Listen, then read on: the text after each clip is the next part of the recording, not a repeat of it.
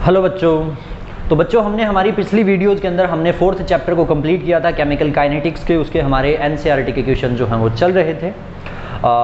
आज जो हम स्टार्ट करने वाले हैं वो है हमारा 5th चैप्टर केमिस्ट्री का, जो है सरफेस केमिस्ट्री। ये बिल्कुल ही अलग से है, मतलब इसका जो रिलेशन है वो बहुत कम मिलेगा बाकी जितने भी हमने चैप्टर किए हैं। हालांकि हमारी 12th क्लास के जो चैप्टर हैं उनका कुछ न कुछ रिलेशन आपको 11th में मिलता था, जैसे कि केमिकल काइनेटिक्स की बात कीजिए जो आपको थर्मोडायनेमिक्स में मिल जाएगा थोड़ा बहुत। वहीं पर अगर इलेक्ट्रोकेमिस्ट्री की बात करते हो तो वो भी आपको रेडॉक्स रिएक्शन में पढ़ने को मिल सकता था। लेकिन सरफेस केमिस्ट्री के कुछ वर्ड्स जरूर यूज हुए हैं हमारी पिछली केमिस्ट्री के अंदर, लेकिन ये चैप्टर बिल्कुल हटके है। बहुत सारी ऐसी चीज़ें हैं जो आप नई इसके अंदर सीखने वाले हो, कुछ नए टर्म्स आप देखने वाले हो। स्टार्टिंग भी आपको एक नई चीज़ से ही देखने को मिलेगी। तो चलिए स्टार्ट करते हैं बिना देरी के। जो चैप्टर है हमारे पास 5th चैप्टर, जिसका नाम है सरफेस केमिस्ट्री। बच्चों नाम से ही पता लगता है कि एक ऐसी केमिस्ट्री है जिसमें आप सिर्फ किसके बारे में पढ़ोगे, चीज़ों के सरफेस के बारे में। जैसे कि सॉलिड है, लिक्विड है, इनके ऊपर जो सरफेस है, इन सरफेसेस पर किस प्रकार के फिनोमिनाज होते हैं, किस प्रकार की रिएक्शंस होती है, हमें वो इस चैप्टर के अंदर पढ़ना है। तो चलिए देखते हैं कि सरफेस केमिस्ट्री का मतलब क्या है। सरफेस केमिस्ट्री क्या है? एक ऐसी ब्रांच है जो किसके साथ, सरफेस के ऊपर होने वाले फिनोमिनाज के साथ क्या करती है, डील करती है। तो देखिए क्या है, surface chemistry is the branch of science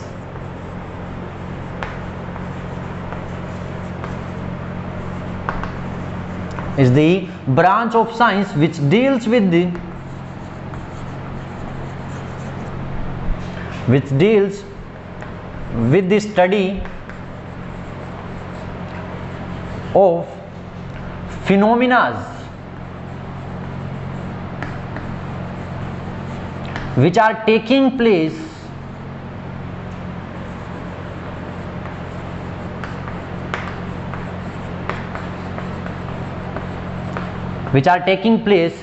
at the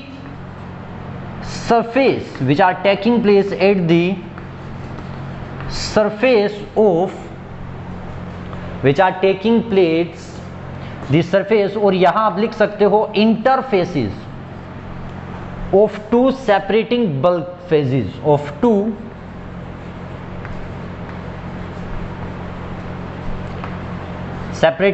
phases,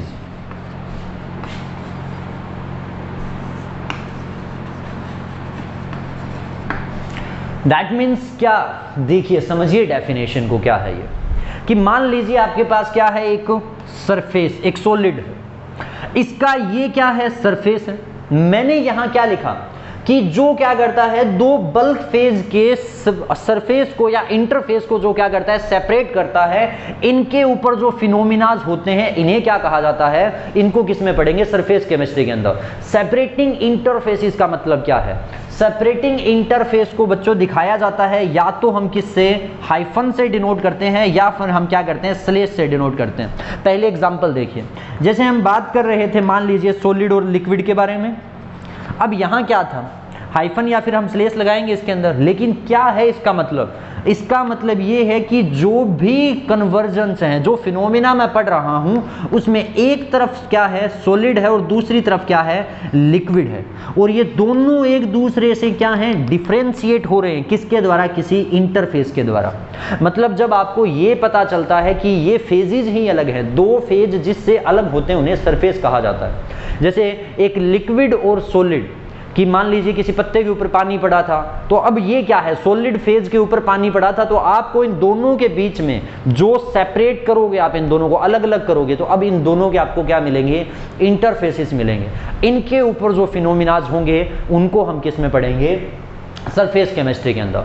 तो क्या है, ये केमिस्ट्री की वो ब्रांच है जिसमें आप किसी भी सरफेस के ऊपर या फिर सेपरेटिंग इंटरफेसेस के ऊपर क्या करते हो, डील करते हो, स्टडी करते हो, उन्हें क्या कहा जाता है, हम सरफेस केमिस्ट्री के अंदर पढ़ते हैं।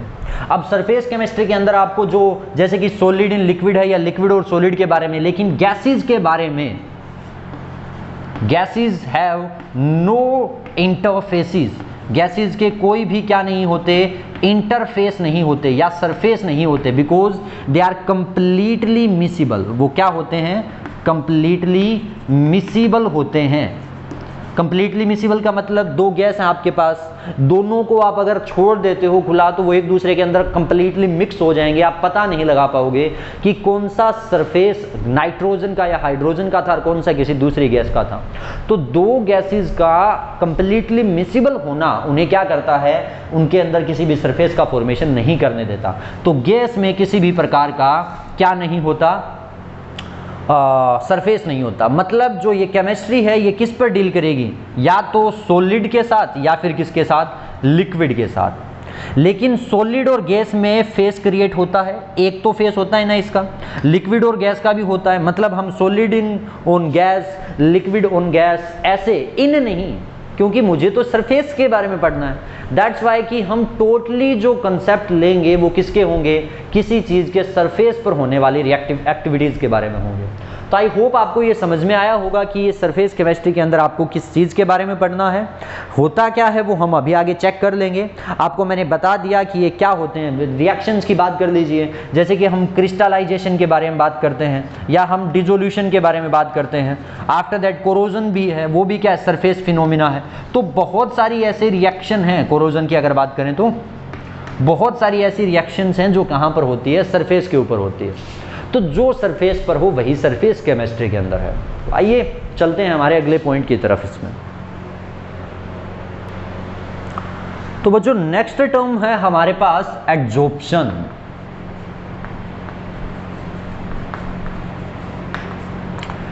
एडजॉर्प्शन का मतलब क्या है, जैसे कि यहां क्या है, मान लीजिए डस्ट पार्टिकल्स हैं, चौक के पाउडर के पार्टिकल्स हैं। जैसे ही हम इनको क्या करते हैं, इनके ऊपर छोड़ते हैं या थोड़ा सा मिट्टी हम इस पर डालते हैं तो क्या होगा, कुछ तो स्पेल्ड आउट हो जाएगी नीचे, लेकिन कुछ जो हैं उस सोइल के पार्टिकल्स आपको इसके ऊपर मिलेंगे। इसका मतलब इस बोर्ड के सरफेस ने उन पार्टिकल्स को इस पर क्या कर लिया, एडजॉर्ब कर लिया। तो एडजॉर्ब को अगर हमारी भाषा में मैं सिंपल कहूं तो इसका मतलब है चिपकना। लेकिन बात यह है कि वो चिपकते क्यों हैं, लगते क्यों हैं उनके साथ, रीजन भी देखना है हमें और एडजॉर्प्शन को समझना भी है हमें। अब एक बात देखिए, जब मैंने इसके ऊपर क्या किया था, सोइल को स्पेल किया था, एट दैट टाइम क्या वो इसके अंदर भी गए थे, नहीं। इसका मतलब वो पार्टिकल्स कहाँ हैं, उस सोइल के पार्टिकल सिर्फ कहाँ पे है, इसके सरफेस पे है। फॉर एग्जाम्पल यहाँ पर जो गैस है और मैं प्लेन कोई चीज ले लेता हूं, वो गैस कहाँ है, इसके सरफेस के ऊपर है, वो इस सॉलिड के अंदर नहीं है। कब तक, जब तक इसकी स्ट्रक्चर क्या नहीं होती, पोरस नहीं होती। वो अलग कंसेप्ट है कैपिलरी कंडेंसेशन का, वो भी करेंगे। लेकिन एडजॉर्प्शन का मतलब क्या है, अब बल्क क्या होता है वो समझते हो बच्चों आप। जैसे कि ये चोक है, ये क्या है, इसका बाउंड्री जो है ये सरफेस है, लेकिन इसके अंदर का जो मटेरियल है वो क्या होता है, बल्क मटेरियल, उसे बल्क कहा जाता है। कंप्लीट सिस्टम को क्या कहते हैं, हम बल्क बोलते हैं, याद रखना ये बात। तो एडजॉर्प्शन का मतलब क्या है, एडजॉर्प्शन होता ही क्यों है। सबसे पहले तो एडजॉर्प्शन देख लेते हैं कि क्या है, कि जब भी पार्टिकल्स किसी भी सरफेस के ऊपर होते हैं, कंसंट्रेशन अगर उनका इंक्रीज होता है तो इसे क्या कहा जाता है, एडजॉर्प्शन कहते हैं। क्यों होता है वो देखेंगे। When the concentration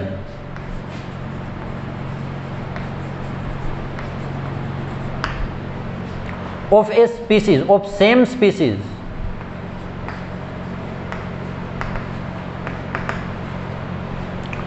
increase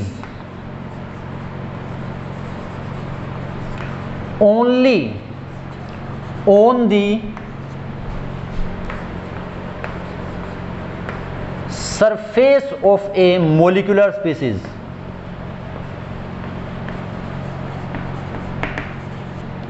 not only in bulk, not in bulk,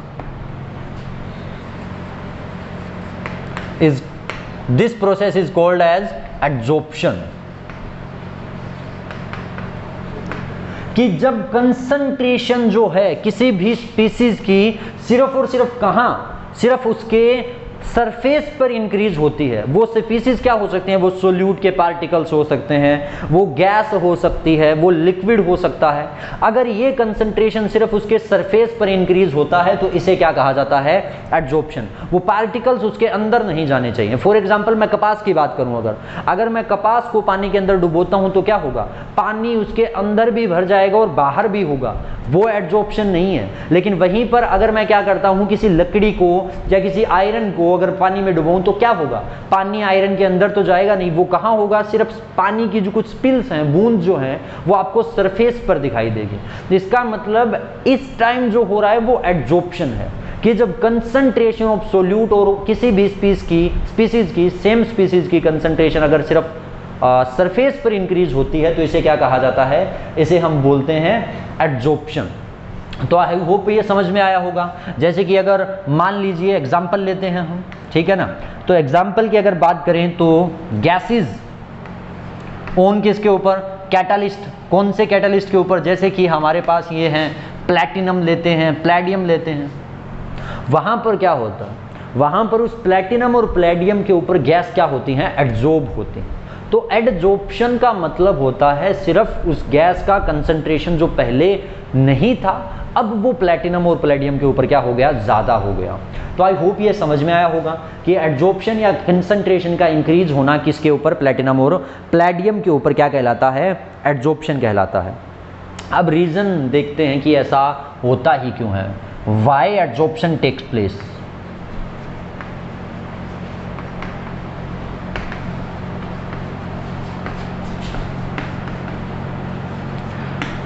सबसे पहली बात यहां मैं एक और लिख देता हूं, एडजॉर्प्शन इज स्पॉन्टेनियस।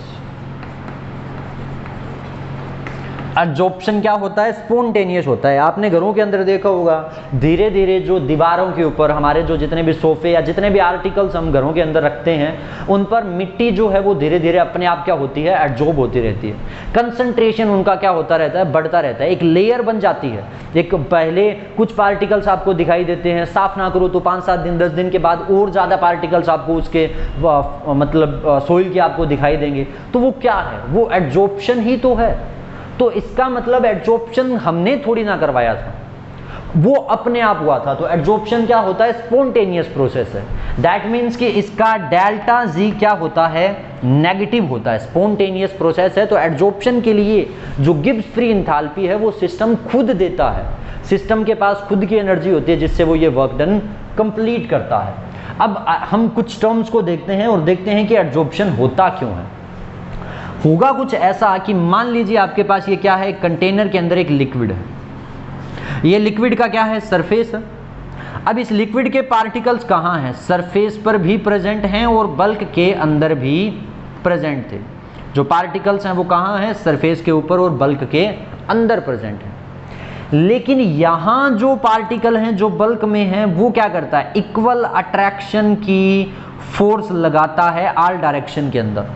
ये पार्टिकल इस पर इक्वल फोर्स लगाएगा, ये पार्टिकल इक्वल फोर्स लगाएगा। समझ रहे हो बात। लिक्विड या सॉलिड के जो पार्टिकल्स होते हैं वो एक दूसरे के ऊपर क्या करते हैं, अपने सराउंडिंग एटम्स के ऊपर या मॉलिक्यूल्स पर एक फोर्स एक्सर्ट करते हैं और ये फोर्स ऑल डायरेक्शन में क्या लगती है, इक्वल फोर्स लगती है।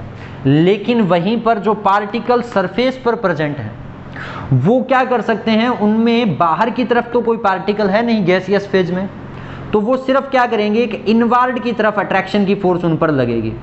मतलब नेट फोर्स जो सरफेस के पार्टिकल्स हैं, अंदर वाले पार्टिकल्स अपने एक दूसरे पर फोर्स को लगा करके क्या कर देंगे, कैंसल। लेकिन जो सरफेस पर पार्टिकल्स पड़े थे उन पर नेट फोर्स कौन सा लगेगा, इनवार्ड फोर्स लगेगा। अगर फोर्स इनवार्ड लगता है तो उससे क्या होगा, सरफेस एनर्जी ज़्यादा।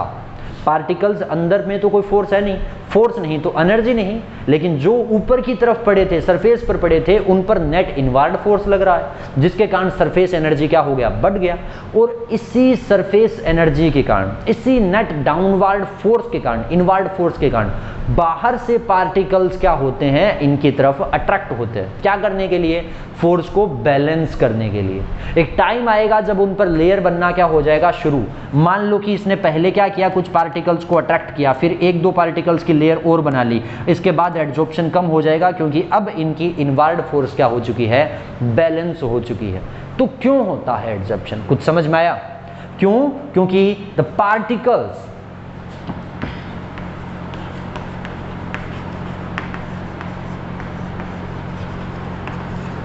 which are present in bulk exerts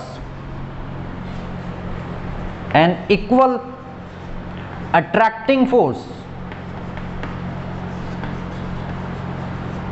on all directions. सभी डायरेक्शन में वो क्या करते हैं, एक इक्वल अट्रैक्टिंग फोर्स एक्सर्ट करते हैं, due to which they cancel their effect of attraction, due to which they cancel their effect of attraction. But the particles which are present at the surface, the particles which are present at the surface only experience a inward force, inward attraction force, as there are no particles in gaseous phase, there are no particles in gaseous phase. That's why, ये आगे लिख लेना, क्या लिखाया मैंने, क्या बताया कि the particles which are present at the bulk exerts an equal force in all direction, due to which they cancel their effect, वो अपने इफेक्ट को क्या कर देते हैं, कैंसिल कर देते हैं. But the particles which are present at the surface experience a net inward force, वो क्या करते हैं, सिर्फ अंदर एक इनवर्ड फोर्स को अट्रैक्ट करते हैं. As there are no particles present on the surface, surface के ऊपर गैसियस फेज में कोई भी पार्टिकल्स प्रेजेंट नहीं थे. ड्यू टू विच, आगे की लाइन ये रहेगी, due to which the surface energy of the particles at the surface is more than, due to which the surface energy of the particles at the surface is more than the particles present in the bulk. And this energy and net inward force, due to this energy and net inward force, particles from the gaseous phase or from the outer side are adsorbed on this surface to balance this force. इस force को balance करने के लिए बोल दीजिए, या फिर इस इनवर्ड फोर्स के कारण पार्टिकल्स क्या होते हैं, बाहर से आकर के इनके ऊपर एड्जॉर्ब होते हैं. तो आई होप आपको समझ में आया होगा कि एड्जॉर्प्शन क्यों होता है, क्योंकि सरफेस के पास एक एनर्जी है, वो एनर्जी कहाँ से आई है, उसके पार्टिकल्स के कारण आई है, चारों तरफ पे होता है. ऐसा कंटेनर के पास भी जो पार्टिकल्स प्रेजेंट है ना, तो उन पे भी क्या लगती है, एक फोर्स लगती है. वो एक आपने सरफेस टेंशन पढ़ा होगा कभी 11th क्लास में.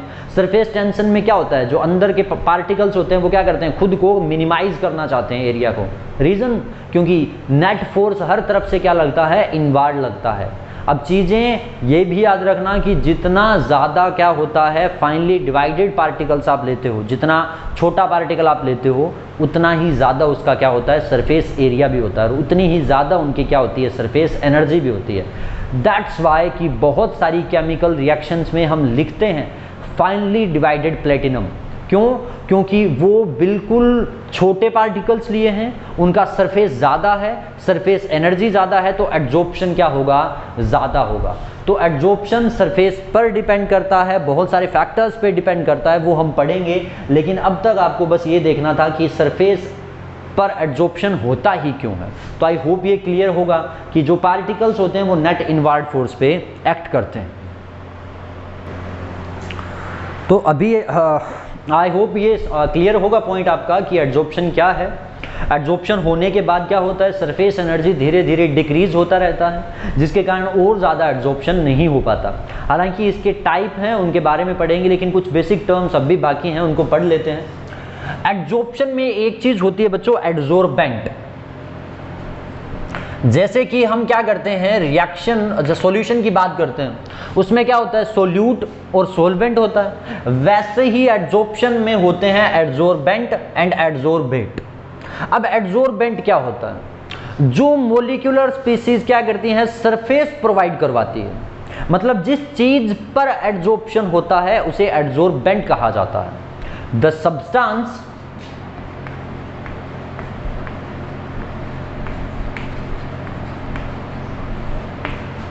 which provide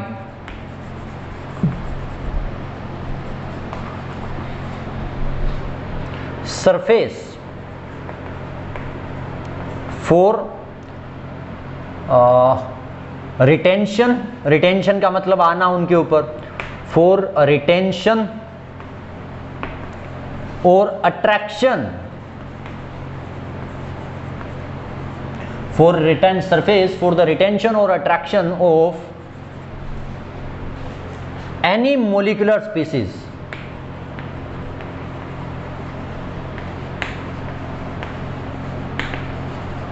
is called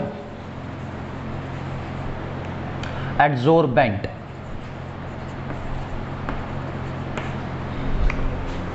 While the substance which is adsorbed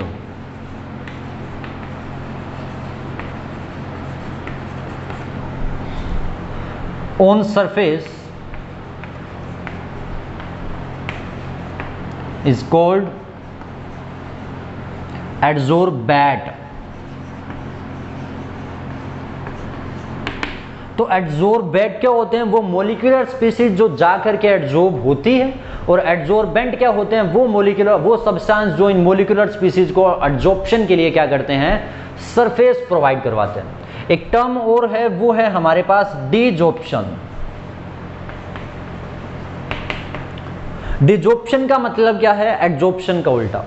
मतलब जो एड्सॉर्ब्ड पार्टिकल हैं उनको किसी सरफेस से रिमूव करना क्या कहलाता है? डिजॉर्प्शन कहलाता है। Desorption is the process of removing. Desorption क्या है? एक प्रोसेस है क्या करने की? Of removing the adsorbate from adsorbent. Adsorbate से एड्सोर्बेंट को हटाने की जो प्रोसेस, एड्सोर्बेंट से एड्सोर्बेट को हटाने की जो प्रोसेस है, इसे क्या कहा जाता है? डिजॉर्प्शन कहा जाता है। नेक्स्ट टर्म है बच्चों हमारे पास एब्जॉर्प्शन।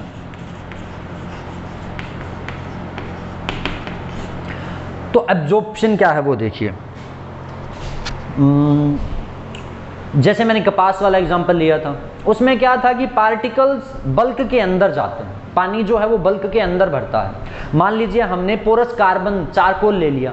अब वो चारकोल क्या होता है, जैसे आपने कुछ एक्सपेरिमेंट किए होंगे, हम उसमें एक्टिवेटेड चारकोल को रख देते थे। वो क्या करता है? ब्लू कलर को, बहुत सारी चीज़ों के कलर को, जैसे डाई लेते थे हम नॉर्मली, तो डाई के अंदर अगर हम क्या करते हैं, किसी चारकोल को रख देते हैं, एक्टिवेटेड चारकोल को, जो पोरस होता है, छोटे छोटे उसमें सुराख होते हैं, छेद होते हैं, वो क्या करता है? उस कलर को एब्जॉर्ब कर लेता है। अब इसका मतलब क्या है? ये एक ऐसी प्रोसेस हुई जिसमें पार्टिकल्स ना केवल सरफेस पे बल्कि बल्क के क्या गए? अंदर भी गए, एब्जॉर्ब हुए हैं, सोख लिए गए हैं अंदर। उसे क्या कहा जाता है? एब्जॉर्प्शन कहा जाता है। When the concentration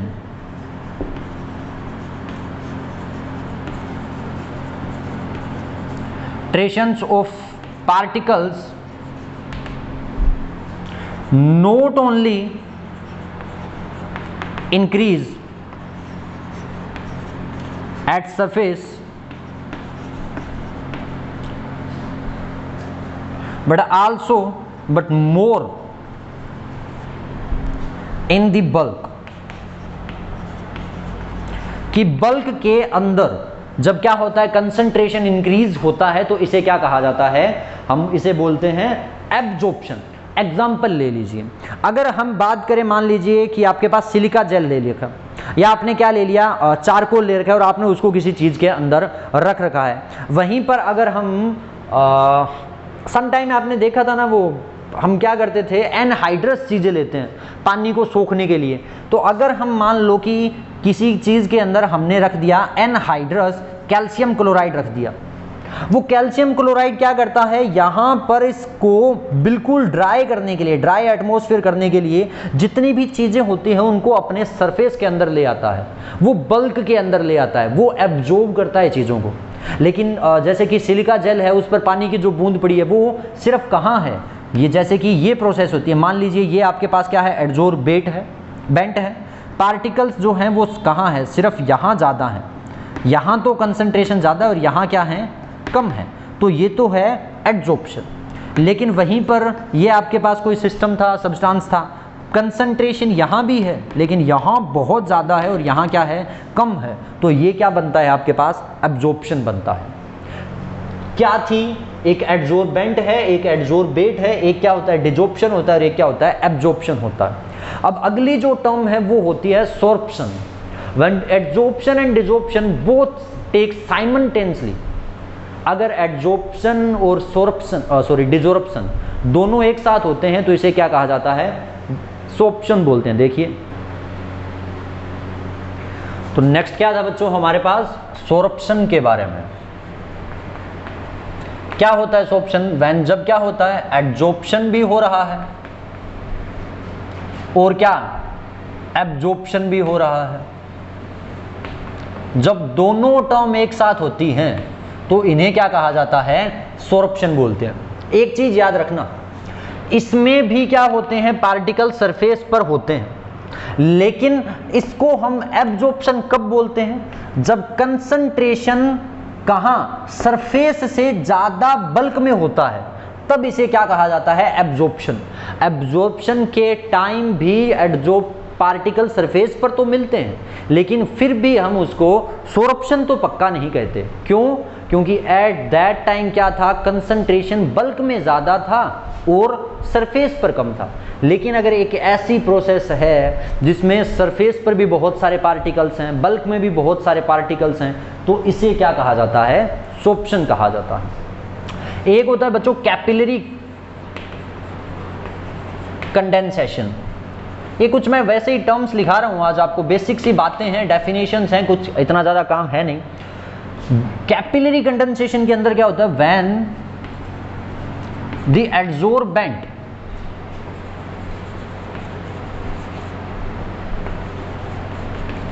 have porous structure, when the adsorbent have porous structure, then the adsorbent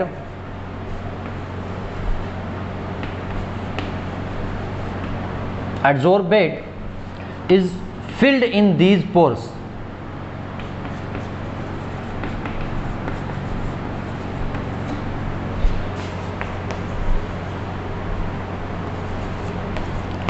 कि जब भी क्या होती है, स्ट्रक्चर पोरस होती है ना। सम टाइम होता है ना, जैसे चारकोल है, चारकोल में क्या होता है, बहुत सारे सुराख होते हैं, हमने पढ़ा भी है चारकोल की एड्जॉर्प्शन की पावर बहुत ज़्यादा होती है। क्यों, क्योंकि उसकी स्ट्रक्चर पोरस थी। पोरस स्ट्रक्चर होने के कारण पार्टिकल्स उसके सरफेस में आते हैं, अंदर जो पोरस छोटे छोटे सुराख होते हैं उनमें भर जाते हैं, और इस प्रोसेस को, इस टर्म को क्या बोलते हैं, हम इसे बोलते हैं कैपिलरी कंडेंसेशन। हालांकि इतना वो काम नहीं है इसका हमारे चैप्टर के अंदर, ना सोर्प्शन का है, हमें बस एड्जॉर्बेट और एड्जॉर्प्शन के बारे में थोड़ा बहुत पढ़ना है। अब एक चीज़ और बता देता हूँ, एक क्वेश्चन छोटा सा, कि वाई एड्जॉर्प्शन इज एक्सोथर्मिक। कभी सोचा है ये, एड्जॉर्प्शन इज एक्सोथर्मिक, कि ऐसा कैसे हो सकता है सर, चीज़ें उस पर एड्जॉर्ब हो रही है तो वो एक्सोथर्मिक कैसे होता है। काफ़ी बात जो है मैं आपको इस पर कल बताऊंगा अगली वीडियो के अंदर, लेकिन फिर भी मैं इस क्वेश्चन को, चलिए ये क्वेश्चन आपके लिए छोड़ते हैं आज हम। आपको बस सिंपल सी बात समझनी है, एक इक्वेशन यूज करनी है जो क्या थी, delta G is equals to delta H minus T into delta S पे, जहाँ पर ये क्या थी, एंट्रोपी, टेम्परेचर, खुद की एनर्जी और ये गिब्स फ्री एनर्जी। इनसे हमें ये देखना है कि जो एड्जॉर्प्शन होता है वो एक्सोथर्मिक कैसे होता है, कि चीज़ें जब किसी चीज़ पर एड्जॉर्ब होती है तो हीट कैसे रिलीज होती है। तो आई होप आपको ये सिंपल टर्म्स जो हैं, थ्योरेटिकल पोर्शन है, इतना समझ में आया होगा। एक लेक्चर और है कुछ थ्योरेटिकल पोर्शन पर, टाइप्स ऑफ एड्जॉर्प्शन के बारे में। आफ्टर दैट जो है वो काफ़ी इंपॉर्टेंट पॉइंट्स आने वाले हैं, फैक्टर्स जहाँ से स्टार्ट होंगे, इफेक्ट जहाँ से स्टार्ट होंगे। तो चलिए आज की वीडियो में बस इतना ही, बाकी करते हैं हम हमारी कल की क्लास के अंदर। चलिए, थैंक यू।